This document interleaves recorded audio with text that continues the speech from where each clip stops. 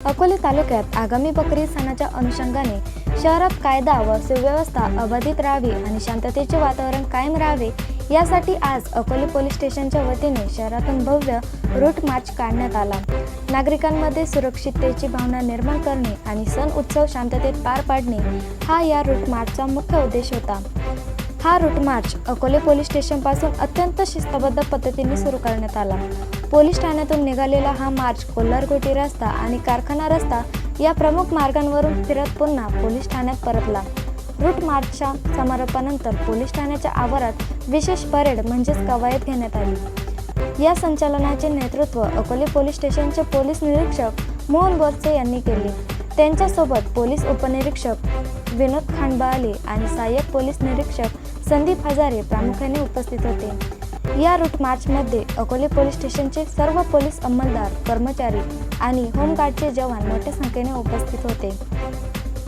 सण उत्सवाच्या काळात शहरात कोणतीही अनुचित घटना घडू नये यासाठी पोलीस प्रशासन पूर्णपणे सतर्क आहे। नागरिकांनी कोणत्याही अफवांवर विश्वास ठेवू नये आणि बकरी ईदचा सण उत्सवात आणि सलोख्याने साजरा करावा असे आवाहन अकोले पोलिसांच्या वतीने करण्यात आले आहे। या रूट मार्चमुळे अकोले शहरात पोलिसांचा मोठा फौजफाटा दिसून आला, ज्यामुळे नागरिकांमधून समाधान व्यक्त होत आहे।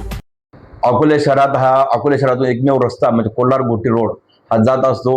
अकोल्यामधून कुठलेही कोणालाही कुठे जायचं असेल तर फक्त हा एकमेव रस्ता आहे आणि या रस्त्यावरच जवळपास सगळं आपलं अकोल्याची बाजारपेठ आहे आणि ते बाजारपेठ असल्यामुळे बरेचसे जे वाहनधारक आहेत बेशिस्तपणे रस्त्यावर वाहने आडवी उभी लावत असतात आणि त्याच्यामुळे या रस्त्यावर नेहमीच म्हणजे वर्दळ होते, त्यामुळे ट्रॅफिक जाम होत असते। आपण जवळपास दररोज 4 अंमलदार या गोष्टीसाठी लावलेले आहेत जेणेकरून ट्रॅफिक जाम होणार नाही, परंतु तरी सुद्धा कुठे ना कुठे ट्रॅफिक जाम होत असते। अशा बेशिस्त वाहन चालकांवर आम्ही बऱ्याच कारवाई केलेल्या आहेत। मागच्या किमान 2 वर्षापेक्षा आपण दुप्पट तिप्पट आपला कारवाईचा वेग जास्त आहे। सध्या आपण 2 दिवसापासून जवळपास स्पेशल ड्राईव्ह सुरू केलेला आहे, ज्यामध्ये विना हेल्मेट, त्याच्यानंतर ट्रिपल सीट आणि बेशिस्त वाहन चालक यांच्यावर आपण जवळपास 2 दिवसातच 200 केसेस करून जवळपास 2.25 लाख म्हणजे 2,69,000 रुपये दंड वसूल केलेला आहे। तरी मला 2 व्हीलर चालक असतील किंवा 4 व्हीलर चालक असतील, खास करून जे शालेय मुलं आहेत जे ट्रिपल सीट जातात किंवा बिना हेल्मेट गाडी चालवतात, यांना आम्ही फक्त सुरुवातीला नोटीस देऊन किंवा तंबी देऊन सोडवलेलं आहे की जेणेकरून ते विद्यार्थी काही गरीब असतात आणि त्यांना शिक्षण घेणं महत्त्वाचे असते, परंतु त्यांनी म्हणजे ट्रिपल सीट गेले किंवा विना हेल्मेट गेले तरी सुद्धा आम्ही त्यांना फक्त समज दिलेली आहे की बाबा इथून पुढे तुम्ही ट्रिपल सीट जायचं नाही किंवा जात असाल तर हेल्मेट घालून जा, अशी आम्ही त्यांना समज दिलेली आहे। जेणेकरून आम्हाला पुढे म्हणजे त्यांना संधी दिली जाईल आणि ते याच्यात सुधारणा करतील।